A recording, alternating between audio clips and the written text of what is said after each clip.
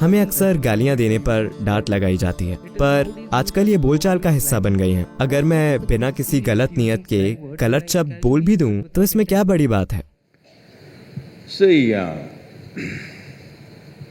देखिए, ऐसा हुआ, एक अच्छी कैथलिक लड़की शादी करके ससुराल गई। 3 दिनों के बाद उसने अपनी माँ को फोन किया और बोली, माँ, मैं इस लड़के के साथ नहीं रह सकती, वो हमेशा 4 अक्षर के शब्द बोलता रहता है। तब माँ ने पूछा, वो कौन से 4 अक्षर वाले शब्द बोल रहा है? उसने कहा, वो कहता रहता है, कुक, क्लीन, वॉश, आयरन।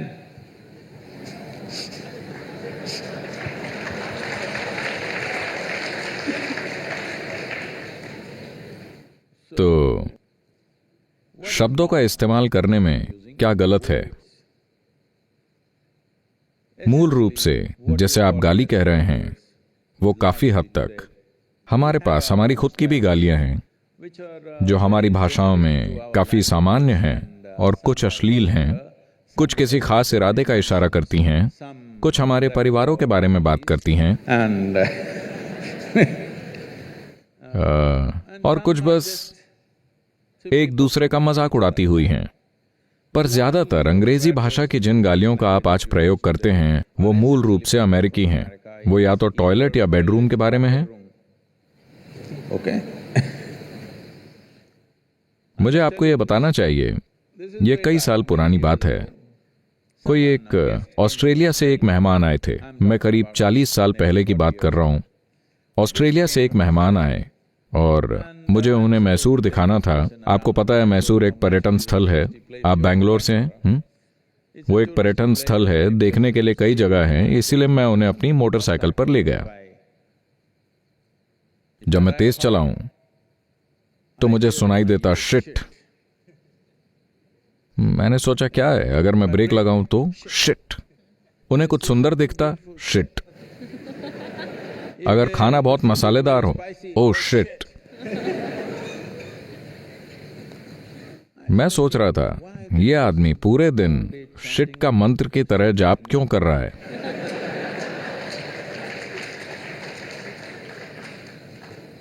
मुझे लगा शायद कब्ज हो, उसे दूर करना चाहता हो। क्योंकि जो सुबह का काम है, आप उसे लगातार पूरे दिन क्यों कर रहे हैं? फिर मैंने देखा, जब वो गुस्सा होते हैं, शिट, और तब वो थोड़े शांत हो गए। फिर मैंने सोचा, ये उनके लिए काम कर रहा है, तो मुझे इसे डिस्टर्ब नहीं करना चाहिए, क्योंकि मैं किसी भी ऐसी चीज को डिस्टर्ब करने में विश्वास नहीं रखता जो किसी के लिए कारगर हो। अगर ये काम कर रहा है तो इसे छोड़ दिया जाए। तो मैंने उस बारे में ध्यान से सोचा। देखिए, हमने ध्वनियों के उच्चारण के पूरे विज्ञान को एक शक्तिशाली तरीके से समझा है। यानी इससे आपकी चेतना और शरीर पर क्या असर हो सकता है, यह आपकी ऊर्जा को कैसे बढ़ा सकता है, इसके कई कई पहलू हैं। और फिर हम कहते हैं शिव। जरूरी तैयारी के साथ अगर मैं आपसे ये एक ध्वनि बोलने के लिए कहूं, आपको किसी भी भगवान या किसी भी चीज पर विश्वास करने की जरूरत नहीं है। बस इस एक ध्वनि से आपके होश उड़ जाएंगे। मैं आपको ये दिखा सकता हूं। तब मैंने सोचा,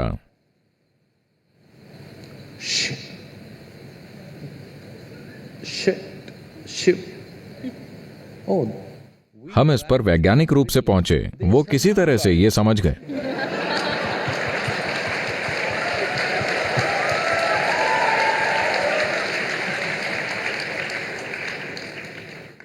शिव शब्द में भी केवल शी ही शक्तिशाली हिस्सा है। वह उसे काबू में करने के लिए है, ताकि लोगों में ज्यादा धमाका ना हो जाए, ताकि एक बैलेंस बना रहे।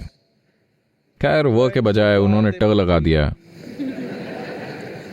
मैंने सोचा कि ठीक है, ये काम कर रहा है तो क्यों? क्योंकि आमतौर पर जब वो बहुत बार वो शब्द कहते रहते हैं तो ट नहीं आता, वो कहते हैं शिव।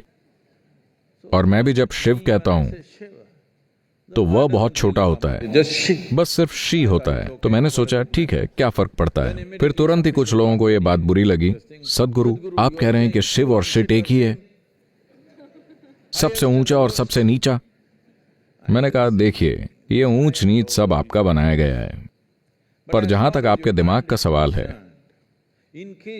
अगर उसमें शब्द अल्फाबेटिकल तरीके से स्टोर्ड हों तो शिव और शिट आसपास होंगे।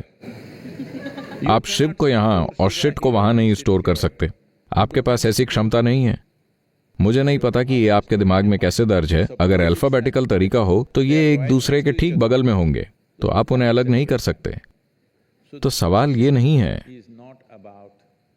कि क्या अच्छा है, क्या बुरा है, क्या सही है, क्या गलत है। सवाल ये है Question is, will it work कि everywhere? क्या ये हर जगह काम करेगा। अगर आप हर जगह शिट करते रहेंगे तो क्या ये आपके लिए काम करेगा। सवाल ये है। तो युवा लोगों के बीच ये ठीक है, आप हर जगह शिट शिट कहते रहते हैं, Now it's come to America. पर अब अमेरिका में ऐसा हो गया है कि शीर्ष पदों पर बैठे अफसर भी ऐसे ही शब्द बोल रहे हैं। Just like that. अंतर्राष्ट्रीय समुदाय में जब वो ऐसे शब्द बोलते हैं तो कई तरह से बातचीत खत्म हो जाती है, ठीक है, किसी और वजह से नहीं, सिर्फ इसलिए कि लोग, अगर आप देखें तो कुछ अमेरिकी फिल्में, सीरियल और स्टैंड अप कॉमेडियन वो एक शब्द के साथ पूरा वाक्य बना रहे हैं। हाँ, पूरा वाक्य सिर्फ एक शब्द होता है जिसे कई अलग अलग तरीकों से दोहराया जाता है और वो उसे महान चीज मानते हैं। मैं कह रहा हूं, एक जटिल भाषा को विकसित करने में इतना समय लगा, मानव मन के लिए हजारों साल लग गए। भाषा उन सबसे जटिल चीजों में से एक है जो इंसानी सभ्यता ने इस दुनिया में विकसित की है। Language. भाषा कोई छोटी चीज नहीं है। वैसे भारत में हमारे पास 1300 भाषाएं हैं। कितनी प्रतिभा रही होगी कि यहां आप मराठी बोल रहे हैं, कोई तेलुगु बोल रहा है, कोई कन्नड़ बोल रहा है, कोई कोंकणी बोल रहा है, और हजारों सालों तक यूं तो आप आसपास रहते थे, पर आपने अपने साहित्य को बनाए रखा, उन्होंने अपने साहित्य को बनाए रखा। इस तरह उन्होंने मैनेज किया। भाषा को विकसित करने के लिए एक तरह की प्रतिभा जरूरी है। अब एक भाषा जिसमें सैकड़ों और हजारों शब्द थे, आप उसे एक शब्द में बदल देना चाहते हैं और आपको लगता है कि आप आगे बढ़ रहे हैं। I'm sorry. मुझे दुख है।